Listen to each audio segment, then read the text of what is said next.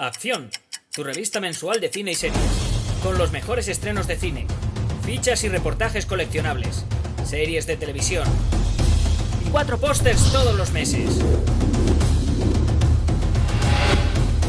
Búscala en tu kiosco.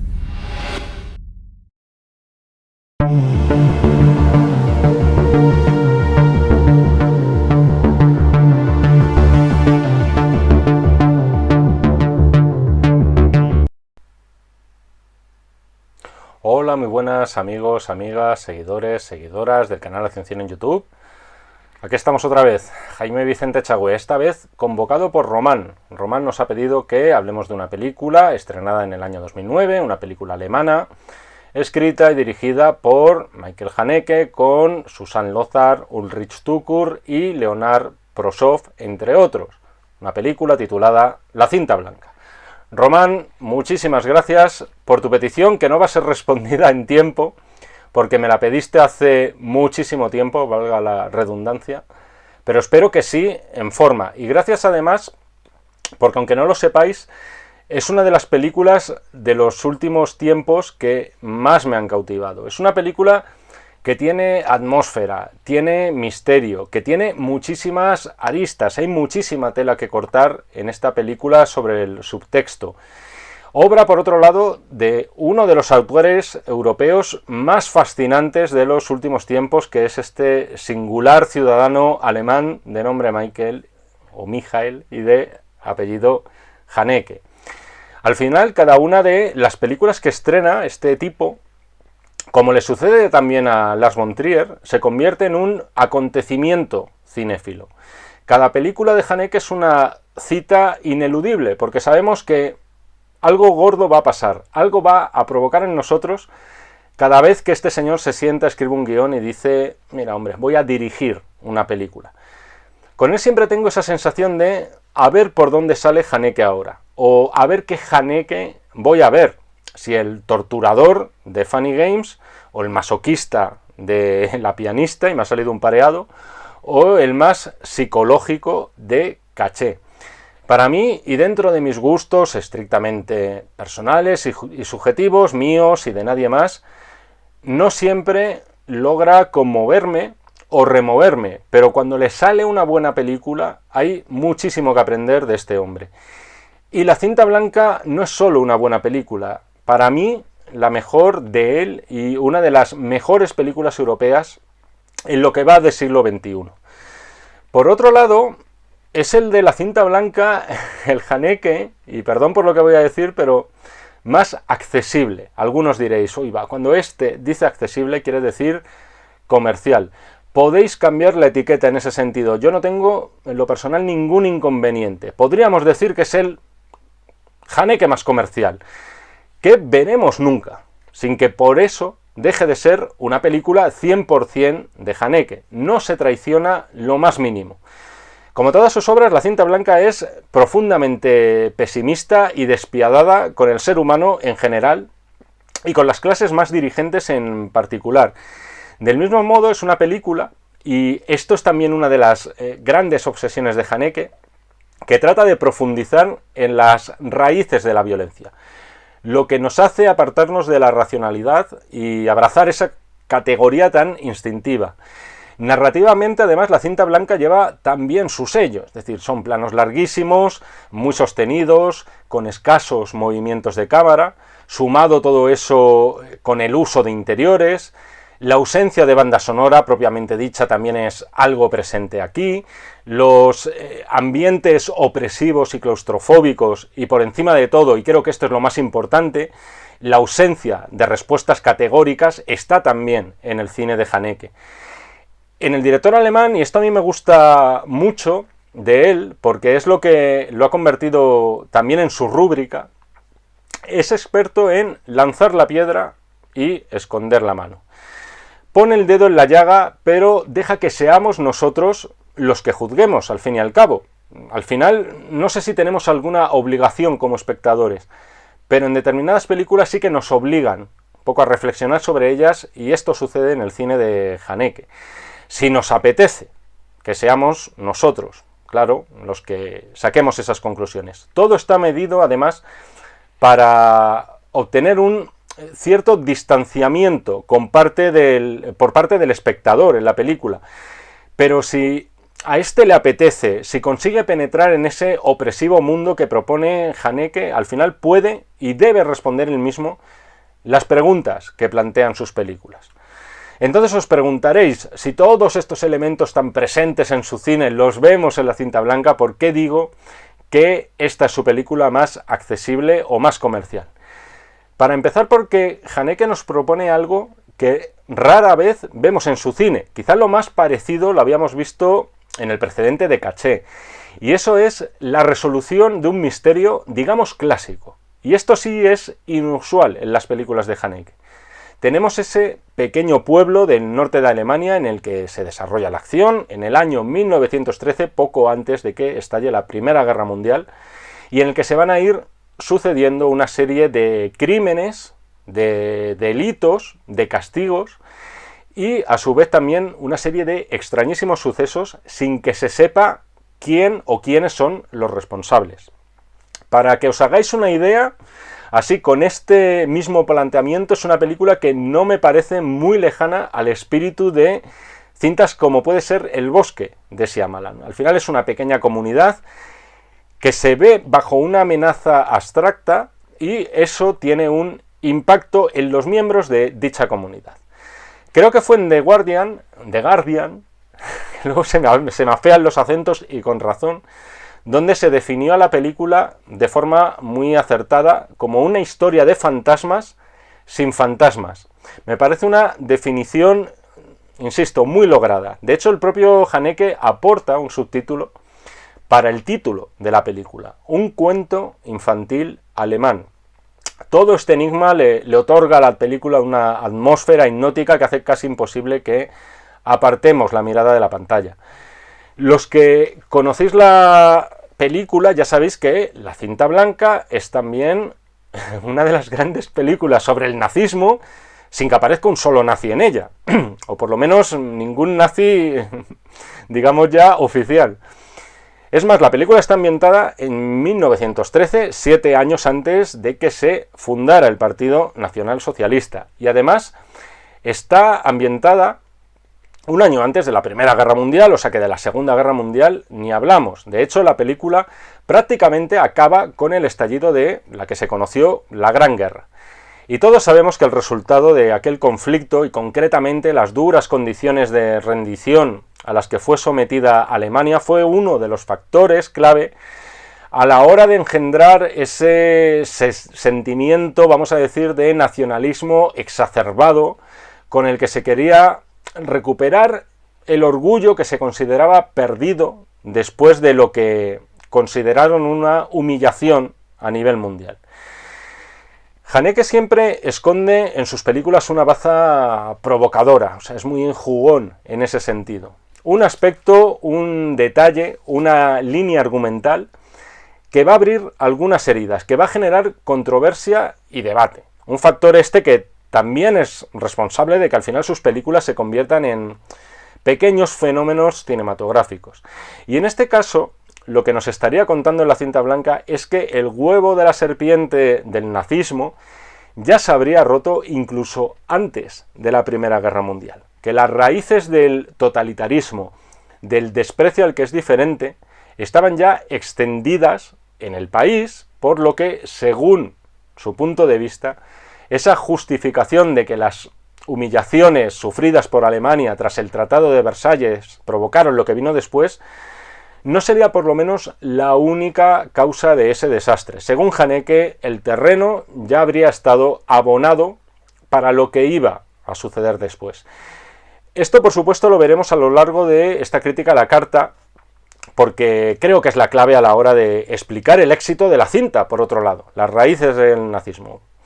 Sin embargo, y viendo otra vez ahora la película, a petición de Román, me atrevo a decir que, aunque seguro que Haneke tenía todo esto en mente a la hora de contar esta extrañísima historia, no era su única motivación. Hay un claro referente que ha tenido que tener en mente el director de La cinta blanca, que es el cine de Carl Theodor Dreyer. El de Dreyer era un cine que más que religioso era existencial. Digamos que se servía de la religión para profundizar en nuestro comportamiento, en las decisiones que adoptamos en nuestro día a día. Y sobre todo se centraba en ver si esas decisiones eran coherentes o no con nuestras creencias y el alcance que podían tener debido a esa raíz religiosa. Creo que es evidente la inspiración de Haneke en cintas como Ordet, La Palabra, y sobre todo, para mí, por encima de Ordet, está Dies Irae, una de las mejores obras jamás realizadas sobre la brujería. Y esa inspiración es evidente no solo por la puesta en escena de Haneke, que también como la del director danés, como Dreyer, es sobria, es muy espartana, sin banda sonora, asfixiante, sino que también lo es porque Haneke reflexiona en La cinta blanca sobre conceptos similares a los de Dreyer. El peso de la educación el peso de la religión en la educación, entre otros temas. De hecho, esto es un concepto explícito, este último en la película, mientras que el de las raíces del nazismo sería algo, digamos, más explícito. En resumen, como ya os he comentado, es una película fascinante en muchos sentidos. Rodada, por cierto, en color, pero pasada después a blanco y negro por decisión expresa de Haneke, que consideraba que era el tono idóneo a la hora de reflejar ese microcosmos oscurantistas y de dobles morales que constituye ese pequeño pueblo alemán donde se sucede la acción. Por todo ello, después de este rollazo impresionante, para mí La cinta blanca es un clásico contemporáneo que no merece una calificación inferior a las 5 estrellas. Junto con Código Desconocido, por cierto, La cinta blanca es una de las escasas películas en las que Haneke cuenta con un reparto, vamos a decir, muy coral. No hay un protagonista claramente definido y sí muchos puntos de vista diferentes. Por eso, si os parece, lo voy a hacer igual, porque no estáis aquí para llevarme la contraria, pero de verdad creo que es una película que merece la pena analizar repasando los personajes. Por cierto, a partir de aquí yo creo que sí podemos considerar todo lo que va a venir como spoilers gordísimos. Pequeña pausa de 2 segundos y empezamos. Vamos allá. Tenemos en primer lugar al narrador de la historia, cuya voz nos va guiando por los sucesos y que suponemos ya en su vejez, además.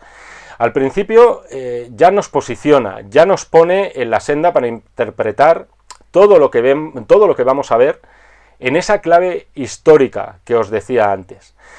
Esa voz, que por cierto es la del profesor, el joven maestro de escuela, nos va a narrar según dice él, unos sucesos extraños en nuestra aldea que quizá sirvan para explicar algunos hechos ocurridos posteriormente en nuestro país. En ningún momento habla del nazismo, habla del holocausto, no habla de genocidios, pero la deja tirada.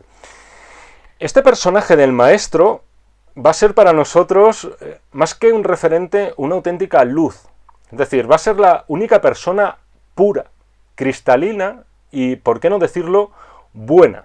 Una buena persona en el cine de Haneke. O sea, esto hay que reconocer que cuesta encontrarlo. Como lo es, por cierto, la niñera de la cual se enamora y a la que corteja. Ese amor entre ellos, que es casi adolescente, es virginal, va a suponer el único rayo de luz durante todo el viaje a este pueblo de Eichwald. Además, el maestro va a ser el único que de verdad tiene algún interés verdadero en averiguar qué es lo que está ocurriendo allí y quiénes son los responsables de esas, vamos a decir, en principio gamberradas que poco a poco se van tornando cada vez más oscuras y que se suceden en ese pueblo. Esta pareja del maestro y la niña comparten, como ya os digo, los únicos momentos de pureza para mí de la película. Está esa secuencia en la que van ambos a caballo, en un carromato, y él le dice que van a hacer un picnic en el lago, que vamos a hacer un picnic en el lago. Ella le dice que no, como turbada, y al final ella le acaba besando por primera vez.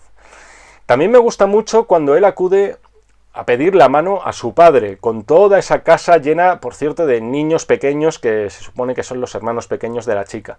Me encanta el padre de ella y la peculiar forma de negociar que tiene con el chico, con el profesor, y además, hablando, claro, sin evasivas, considera que ella aún es muy joven, pero si en un año todavía le desea, vale, volveremos a hablar. Es o eso o nada, y sellan ese pacto entre caballeros con un apretón de manos. Vamos ahora con otros personajes. Vamos con el médico del pueblo. Es el habitante, para mí, más repugnante de H-Ball, creo que me quedo corto, y es el que primero sufre un atentado por parte de esa entidad abstracta que está castigando al pueblo. Alguien ha puesto un cable que ha provocado que su caballo tropiece y por tanto tenga que ser hospitalizado. Por cierto, aquí vemos una de las obsesiones de Haneke, y no voy a decir que haga apología de eso, pero es la del maltrato animal. En muchas de sus películas siempre aparece un animal sufriendo o directamente sacrificado. Según él, según comentó en alguna ocasión, porque le han preguntado al respecto, es una forma muy controvertida, hay que decir, de plantearnos nuestra mirada respecto al hecho violento. En todo caso, el personaje del médico es de los primeros con los que constatamos que la sociedad está enferma. Accidentalmente nos lo han pintado en un pueblo que se llama Eichwald, pero podría haber ocurrido en cualquier punto de Alemania. No me parece casual el hecho de que además sea el médico del pueblo, el encargado de velar por la salud de los habitantes, el que sea el más podrido de todos. Esto ya nos lanza un mensaje de desesperanza absoluta. No hay nada que hacer aquí, esta gente no tiene salvación. Este personaje tiene varios momentos para recordar. Primero, su relación con la partera con P, esa mujer con la que mantiene una relación y que ha cuidado a sus dos hijos, porque este hombre es viudo, un chico y una chica, y que a su vez tiene un hijo propio con discapacidad mental. El monólogo que le suelta este hombre es de las cosas más brutales que se han visto en relaciones maritales en lo que va del siglo XXI, para acotar un poco y no írseme la mano. Ya no puedo hacerlo más contigo, me das asco, eres fea, sucia, flácida, tienes mal aliento, he intentado pensar en otra mujer, una que huela bien, para variar, más joven y menos decrépita. Es decir, este señor es la maldad pura. Y la partera, entre otras cosas, aunque sin perder nunca los nervios, le echa en cara que sabe cómo él está abusando de su propia hija. Y sin embargo, ha mantenido la boca cerrada. En esto de mantener la boca cerrada y de no denunciar barbaridades como esta, explica también muchas de las cosas que suceden en la película. Efectivamente, después vemos la constatación de esto. El hijo del médico, en una casa sumida en la oscuridad, escucha una serie de lloriqueos, de lloros, abre una puerta y vemos al médico frente a su hija, él de espaldas, ella sobre la cama y con la falda levantada. No hay que decir, no hay más pruebas, señoría. El plano del niño con los ojos llorosos es demoledor, como lo es también la excusa que suelta la chica, intentando quitarle importancia a esto.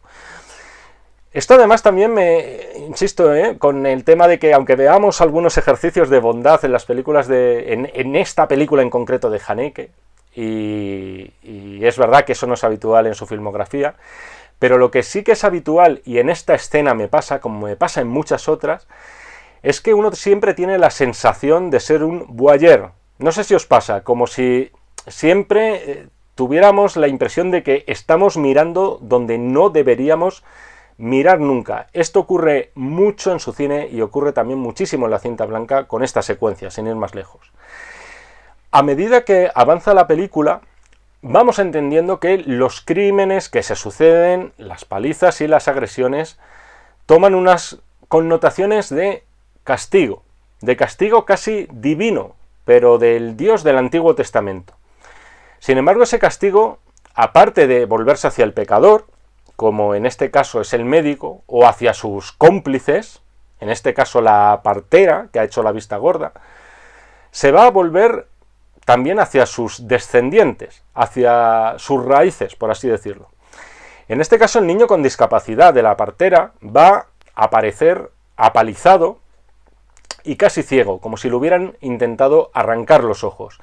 Y con él una nota que es tremendamente significativa, una cita bíblica del Éxodo 25, que dice algo así como: soy Jehová, tu Dios, y he visto la maldad sobre tus hijos hasta la tercera y la cuarta generación. Esto, como veremos, es una gran pista para intentar desenredar lo que está ocurriendo. Tenemos también al personaje del varón, el primero de los dos personajes que simbolizan, esto es importante, el poder sobre los hombres y las mujeres de la aldea. El varón es el terrateniente y es el cacique local. Aunque dices cacique y parece que está dando latigazos a la gente, no es así, eso sería demasiado explícito en este caso. Es un hombre casado con una bella esposa y un hijo pequeño de cabellos rubios. Una mujer que trabaja en su molino muere. Nunca se nos explica muy bien cómo ocurre, nos enteramos de oídas, como todo lo que sucede en la película. De repente nos lo cuentan, o como mucho vemos la consecuencia de esos actos. Pero se da a entender que esa mujer ha muerto en el molino por accidente. En todo caso, la familia de la fallecida le responsabiliza al cacique de lo ocurrido. Y la actitud del varón es de una enorme indiferencia y de frialdad al respecto. Por otro lado, está también el hijo de esa mujer fallecida, que os acabo de decir, campesino, de hogar muy humilde, que va a destrozar las tierras del varón. Eso sí que lo vemos. Lo hace como represalia, por así decirlo. Lo que no vemos es cómo alguien ha secuestrado al hijo pequeño del varón, al que han encontrado además después con serios golpes de vara sobre su cuerpo. Quedaos con los golpes de vara porque es importante. Como veis, otra vez se castiga los pecados de los padres a través de sus hijos. Además, por otro lado, el varón también tiene una vida familiar que está a punto de desintegrarse. Esto también es algo que vemos en estas familias que nos muestra Haneke, ¿no? Son vidas que de puertas para afuera todo es apariencia, de puertas para adentro es la miseria más absoluta, o la miseria moral en algunos casos. Acordaos en este caso en concreto del varón cacique, vamos a llamarle así, en el que su mujer le quiere abandonar. Y entre otras cosas, lo hace motivada por lo que le ha ocurrido a su hijo. Quiere abandonar ese pueblo en el que se están acumulando los crímenes sin que nadie haga nada en realidad efectivo por averiguar lo que ocurre. Todo el mundo parece que quiere mirar hacia otro lado. Y vamos ahora con el segundo de los personajes que simboliza el poder. Si teníamos al varón cacique como poder político, en este caso tenemos a un personaje que simboliza el poder de Dios sobre los hombres y mujeres del pueblo, que es el pastor, ese férreo hombre religioso, casado con varios hijos y en el que yo creo que se esconde el enigma de todo lo que sucede en la película.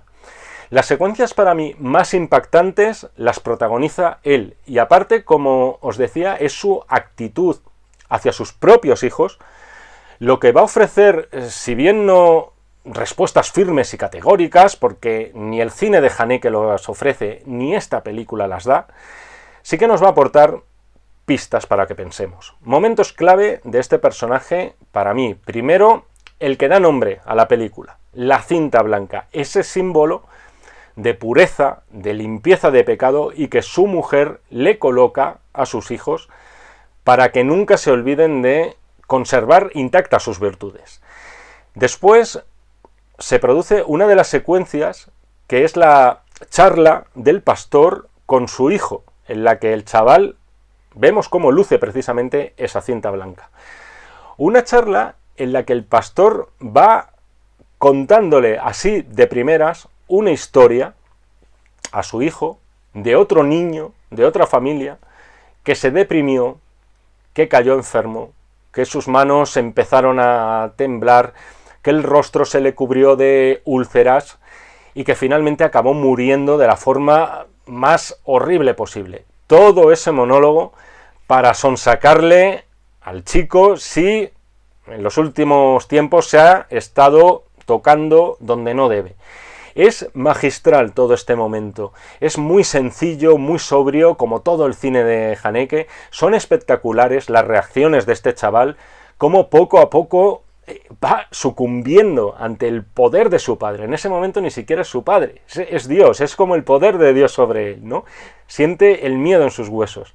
De hecho, una de las consecuencias va a ser, en una secuencia posterior, ver a este chaval atado directamente a la cama para tener las manitas quietas. El momento de los varazos. Los hijos del pastor son duramente castigados. Casi no importa lo que hagan porque les va a caer sí o sí. Y Haneke rueda eso con sus planos secuencia característicos. Este es el momento en el que hay que ponerse un poco más técnico, pero es que es muy evidente cuando lo hace con fines dramáticos además. La madre los llama para el castigo, entran en el cuarto, la puerta se cierra, nosotros estamos fuera, como espectadores estamos fuera de ese cuarto y de esa puerta, y ahí aguanta el plano unos segundos de más. Se vuelve a abrir la puerta, vemos salir al niño, el niño se mete en otro cuarto, saca de allí una vara, vuelve al cuarto de castigo y fuera de campo empezamos a escuchar los latigazos. Esto es puro Haneke. Más pistas. El pájaro que tiene en una jaula el pastor y al que cuida con mimo, que aparece con unas tijeras atravesadas, maltrato animal de Haneke, y que sabemos ha sido asesinado el animalillo por una de sus hijas, a las que además había echado una bronca en clase de catequesis.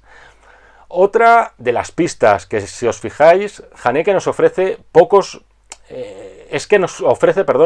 momentos de intimidad entre los niños, entre toda esta prole. Muy pocos, pese a que son muy protagonistas de la película. No solo están los hijos del pastor, dicho sea de paso, están también los hijos del guardián de la finca del pastor, personaje que no he mencionado y que también tiene lo suyo y es proclive y muy ducho en el arte de utilizar la vara con precisión. Hay una secuencia que, conociendo los antecedentes de Haneke, es para echarse a temblar en esta película. Es cuando los hijos de este guarda están en el bosque con el hijo del varón. Este empieza a tocar la flauta y, por pura maldad, lo tiran al agua. El niño se queda unos instantes estático. Insisto, conociendo a Haneke, cuando ves esta película te temes lo peor. Piensas, no sabe nadar, va a morir en ese instante.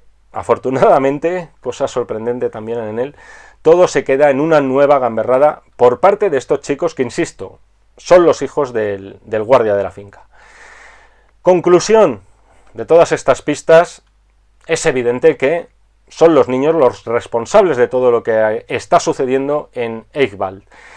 Quizá no es un gran misterio, pero sí lo es el por qué lo hacen. O sea, por pura maldad, esa maldad utilizada contra los que son débiles y diferentes, tal como se evidenciaría en Alemania a partir del año 33, porque si no el castigo al chaval que sufre discapacidad intelectual no tendría ningún sentido. Podría ser quizá tal y como se ha interpretado en esta película, que sea ese germen no, me lío con los términos científicos, esa semilla, ese huevo de la serpiente de lo que sucedería décadas después en Alemania. Pero ahora bien, lo que Haneke nos cuenta es que, y lo interpreto yo así, es que estos niños ya tendrían incorporado un gen del mal. Heredarían los pecados de sus padres y los acentuarían. En el caso de los hijos del pastor, esa pureza que trata de transmitirles esa cinta blanca podría, y estoy especulando, traducirse después en otro tipo de pureza racial, por ejemplo. De modo que la responsabilidad de lo que sucedería en Alemania a partir de los años 30 no estaría tanto en la generación de estos chicos, que por edad les tocaría partir el bacalao a partir de los años 30, sino en sus padres, en los pecados que ya llevaban sus padres de serie. Todas esas enseñanzas sobre la moral, la fe, la voluntad, el sentirse miembro de una comunidad, digamos que, aunque pudieran tener su base loable a la forma de intentar atribuirles a estos chavales ya unos códigos morales con los que desenvolverse en sus vidas, sí que habrían sido distorsionadas estas enseñanzas por estos chicos, y ya en los sucesos que nos narra la cinta blanca nos vendría a decir que a través de todo ese aprendizaje que tienen de estos conceptos sobre la maldad, el castigo y tal, ellos ya se situarían en una línea que va más allá del bien y del mal. Es decir, ellos son los fiscales, ellos son los jueces y ellos son los verdugos a la hora de impartir una justicia que es interpretada casi como divina, o sin casi. Solo por despertar estas reflexiones, insisto, por crear este debate, y a lo mejor yo estoy equivocado y no tengo ni idea, y además es un debate muy controvertido, es muy peliagudo, ya solo por eso a mí la cinta blanca me parece una obrita maestra del cine europeo. Hay más momentos en la película, además porque todo el tramo final se precipita. Se pone sorprendentemente emocionante para tratarse de una obra de Haneke. Es lo más parecido, creo yo, que vamos a ver a un thriller en la filmografía de este director. Llegan dos detectives al pueblo, empiezan a interrogar a la gente y, sin embargo, el único que va a estar cerca de la verdad es el citado al principio, el personaje del maestro.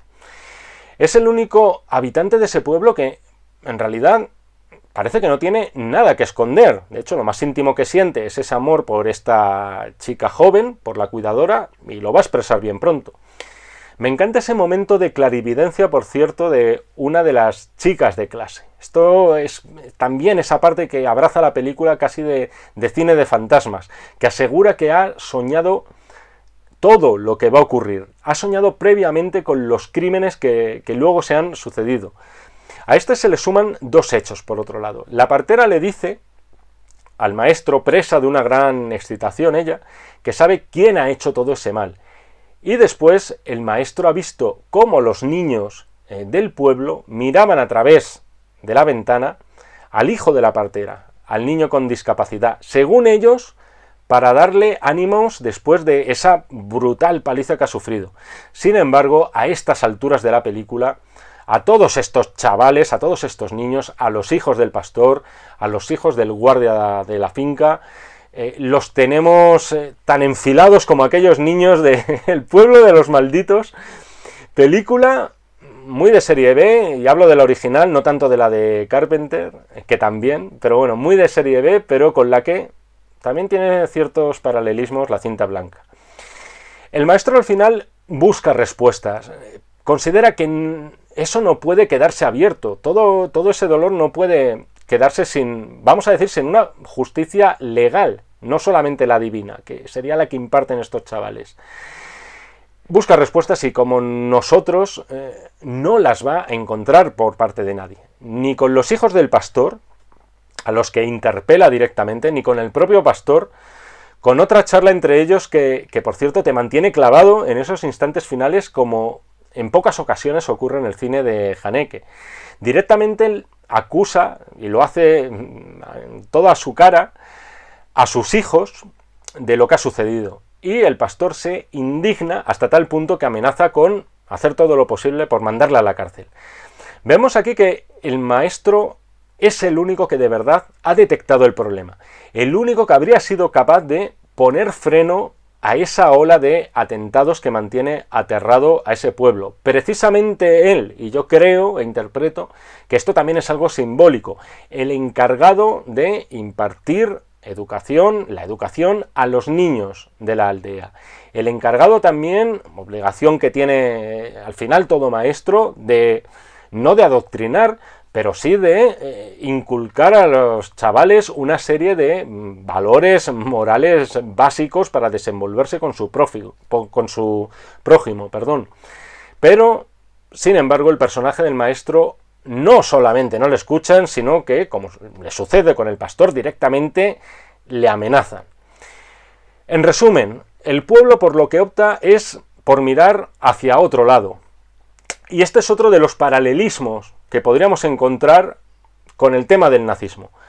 Todo el mundo sabía que había una enfermedad, sabían incluso quién la causaba, sabían que estaba mal, pero ninguno movió ni un solo dedo para poner la cura, y por tanto esa herida no solo continuaba abierta, sino que se gangrenó directamente. Es más fácil echarle la culpa al médico y su amante, la partera, que sin que nunca sepamos muy bien por qué, un buen día desaparecen todos de ese pueblo de Eichwald sin dar ninguna pista sobre su paradero. Y ahora sí, hasta aquí la crítica a la carta de la cinta blanca que nos ha pedido Román. Román, insisto otra vez, lo hago con todos, 1000 perdones por la demora, espero que todo este tiempo de espera te haya merecido la pena. 1.000.000 de gracias de nuevo por querer contar conmigo. Si los demás queréis hacer lo propio, queréis seguir viendo mi careto por el canal de Acción Cine, solo tenéis que mirar las instrucciones de abajo y solicitar la correspondiente crítica a la carta de la película que queráis. Un poquito más arriba, importante también, suscribiros al canal. Nos seguimos viendo en el canal, precisamente si así me lo requerís, y por supuesto nos seguimos leyendo en este y en todos los que están por venir de los números de la revista Acción. Muchísimas gracias y hasta otra. Acción, tu revista mensual de cine y series, con los mejores estrenos de cine, fichas y reportajes coleccionables, series de televisión y 4 pósters todos los meses. Búscala en tu kiosco.